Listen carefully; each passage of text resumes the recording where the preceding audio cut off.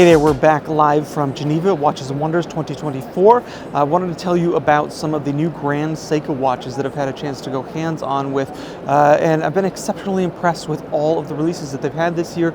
It really boils down to 4 watches. Let's start with 2 time-only watches that address an issue that I've had personally with Grand Seiko watches for a number of years. Now, these 2 watches are the SLGW002, which is in rose gold, and the SLGW003, which is in brilliant hard titanium. These are part of the Evolution 9 collection. They feature 38.6 millimeter diameter cases. They are just under 10 millimeters in thickness. They are beautifully polished with Zaratsu polishing. The titanium version is, as you might imagine, very, very light. It's exceptional on the wrist. And my favorite part about these watches, they have no date.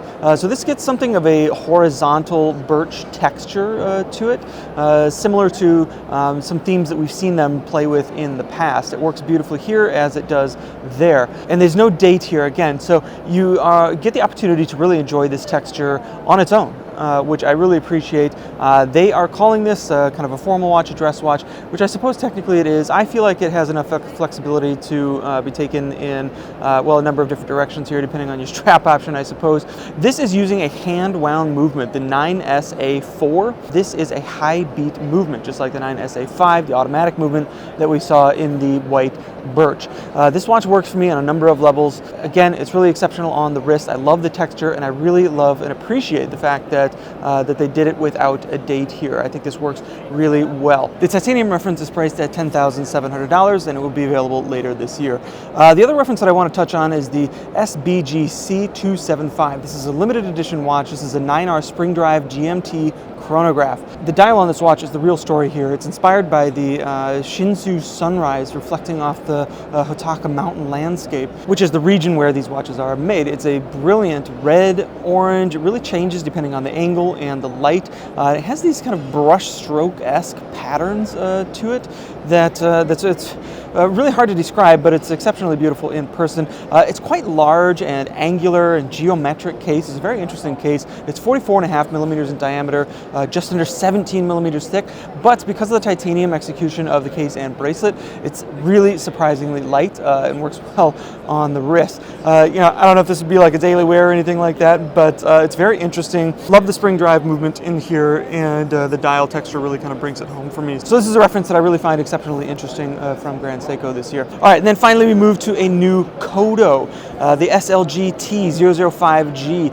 This is another execution of a Kodo that we first saw released in 2022. This is expressing a daylight theme. So some of the finishes and some of the colors are a little bit different from the original one that we saw. Now, this is a watch that is maybe the most impressive watch, bar none, that I've seen over the past few years, and it remains so here in this new form. This is using a constant force tourbillon. It's combining a tourbillon and a constant force mechanism as one unit on a single axis. It's incredibly impressive to see in person. So you can see this inner cage kind of turning like you normally would expect a tourbillon to turn, and then the constant force cage on the outside catching up to it 1 second at a time. So of course this is delivering the same amount of energy 1 second at a time to keep the level of accuracy steady across the entire range of power of the mainspring. This is using blue sapphires instead of red rubies in the dial. So again, the visual feeling of this watch is a bit different from the original one that we saw in 2022. The case is still platinum and titanium.